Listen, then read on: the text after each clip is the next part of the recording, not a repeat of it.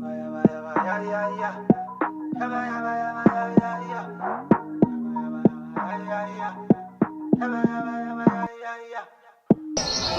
right. Hi, Thunder Queen. Hi. How are you? I'm good. How are you? I'm great, Sham. Thank you for finally agreeing to do this. I feel like don't think finally agreeing like I didn't agree the first time. We've been crossing paths like a motherfucker. It's been really, really bad. Yeah. All right. So, tell us about your upbringing in Benoni, the origin of Nomuzi Mabena. I had like a really cool, like normal upbringing. I went to a private school in Benoni called St. Dunstan's. I was there longer than the principals at the school was. I was there from like 3 years old all the way to 18. Yeah. So I had a very stable upbringing. Like I had the same friends for years. I was in the same environment for years. It was just me and my sister, Kaya. My mom and dad. My mom's a teacher. My dad is an executive. My dad used to take us to school. And yeah, like I had a really normal upbringing. I mean, it's a really small town, so you didn't really have friends. You had brothers and sisters. Yeah. You know, everybody was very, very close. We're always on top of each other. Whether sometimes you liked it or not, but it was cool. But for me, I just always wanted more. More. Like I saw more for myself. What do you think would have happened if you stayed in Benoni?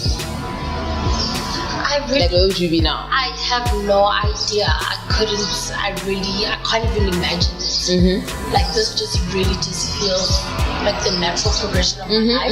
It really hasn't been too contrived or something that has been like, you know, it's me growing up in the environment that I'm around. And I think the moment I moved to Joburg, it just unlocked other possibilities in my mind.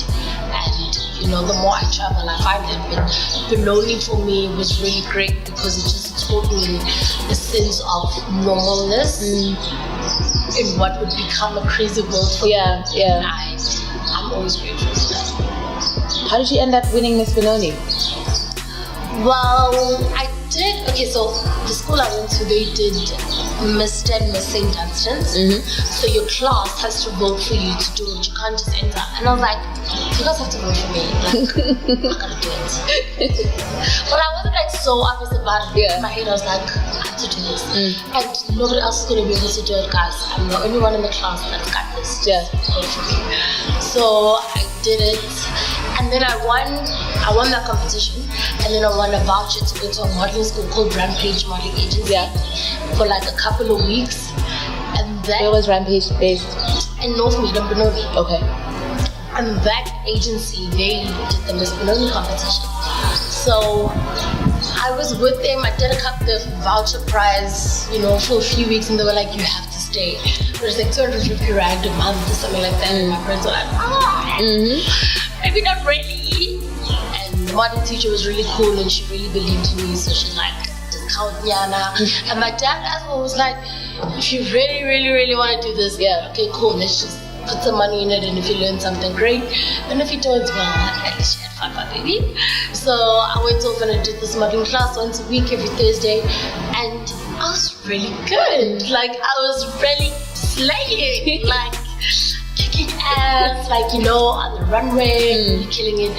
So I was like 14 or 15 when I joined, and then after like a year of doing the class, they were doing the Miss Benoni competition, like they did it every year, and one person dropped out of the competition, a girl dropped out of the competition, and they needed somebody to fill in, and they were like, well, you should do it. I was like, I'm way too young, you have to be 18, and they were like, girl, you fine, you can do it. And I did it. I did quite well. I made it into the top 10. And the next year, another girl dropped out, and obviously they picked me to do it. And I actually came third that year, which was like kind of crazy because I wasn't even old enough to be in the competition.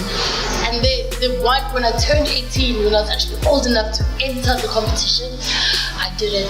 And I was just having so much fun because it was my third year doing it, and I was just really just chill, loving my life. Because it's like a competition, there's people, you have a partner, and like we get to know each other. You know how pageants are. Yeah, yeah. So I'm like, pageant family, woo! And it was all my friends from modeling, so it was just like a really fun competition. And we were doing a lot of charity work at the time, so it was just fulfilling on that end. So when it came down to the competition night, I was just having so much fun on stage, and I won that year. So yeah. When did you break out of Benoni? I just left. I wouldn't say left, I just moved. I think there's a lot of talented people in Benoni. I remember like growing up, everybody was like a singer or not necessarily a singer, they were a rapper or a dancer. And there were crews and they were real. That's how I started getting into MCing. I was MCing these shows. All these people were performing them. But for some reason, none of them really had the savvy to just go out further into the world. And the moment I moved to Johannesburg, I just really started working the ground and putting my ear to the ground and finding out where the auditions are and really not taking no for an answer and really just pushing myself, not only as a talented person, because I feel sometimes when people are just talented, they're like, I'm talented. Yeah. God will fix it or something. Yeah, it's gonna happen, like it's gonna come together somehow. I knew I had talent, but I knew that I needed something else to get me there. And I learned along the way that I was gonna need a lot more things than talent. Yeah. But the only way I could learn those things was by getting myself out there. And I think that's the way that I broke out. But no, it's home. How old were you? It's so small, so you'll always be from Benoni. Yeah. How old were you when you left? I was 18 years old. I left when I went to varsity. Like everybody leaves home, you know. I went to study at varsity college. I was very fortunate. Like a friend of my father's just opened a home to me and said, come live with me inside. And yeah, I lived in London and I went to school in Sandton. But I kind of pretended I went to school in Sandton because I was just so focused on getting into these auditions and, you know, just finding something to break the industry. So did you or did you not go to school? I did go to school. Sometimes? But the first year I went all the time. Yeah. Like all the time because it was fun. It was my first year, I was in a new city. It was the best way to make friends. But then, you know, towards the end, my priorities definitely strayed. But just because I knew exactly where my heart wanted me to be. Yeah. I've dropped out of varsity thrice.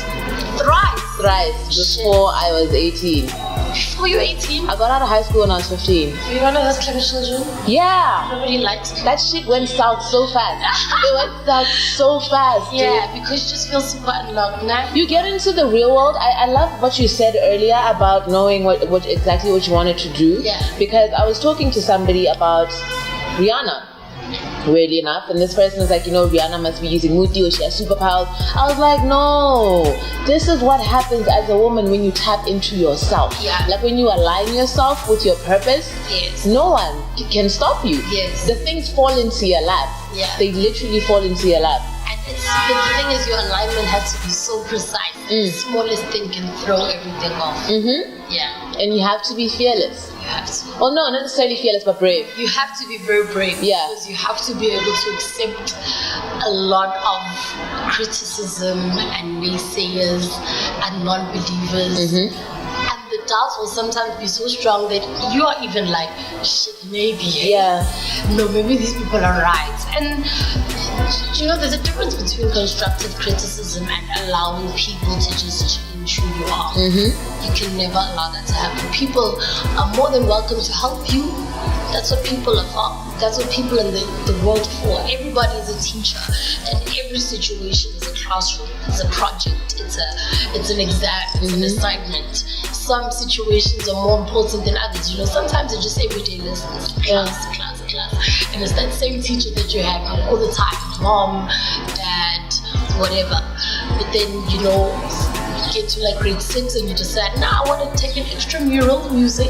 And then you get your music teacher, Mrs. Whoever. And, you know, in my life, it might be KO. You know, you get your music teacher, somebody who comes into your life and teaches you something. And then you graduate from that school and you move on in every situation. And different interactions with those people are different. Sometimes it's just you're in class, and sometimes it's like you're being put to the test right this now. This feels like a masterclass right now, for real. You know, sometimes this is very Oprah. Yeah, you're being put to class. Like you have to know. This is for marks. for 100 marks, tell us, you know? So yeah, that's how I looked at that. Okay. The MTV VJ search. Yeah. How old were you? I was 2012. So I was like 19. So this was just after the live presenter search, which was like a big national. It was a very big deal. Yeah. Everybody was watching, and I was the girl that did. What are you gonna do next? Are you gonna fall? Are you gonna rise from the ashes? And I was like, relax, I can't stop, guys. For me, it wasn't even a thing. Like, I just had to keep moving. I just had to keep going. And MTV hadn't done a VJ search in like years. And suddenly they just announced that they were doing this thing. And as soon as I saw the advert, I was like, that's it. And then you won. And I won. I was so sure, I was so prepared, and I was so grateful for everything that I went through. And I really do feel like if I didn't go through the live presenter search and having to go through selling yourself and branding and learning what things work and what, I wouldn't have been able to get through the VJ search. So every experience that I went through, some good, some bad.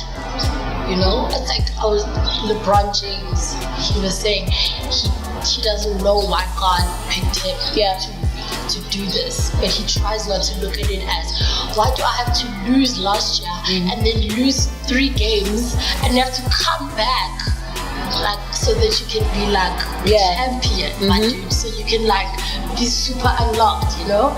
So I'm really grateful for every obstacle. Like even now, sometimes when things go wrong, I'm like, oh, this sucks. Fuck, why me? Like it really sucks. Yeah. It's so unfair. Like how come I have to go through this? Like why can't it just be easy, you know? Yeah. And I remember like, because there's something so amazing about that.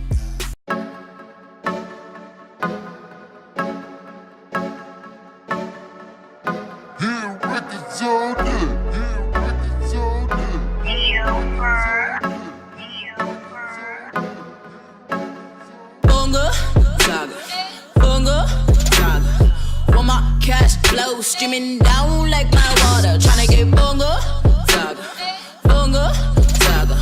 Want my cash flow streaming down because I'm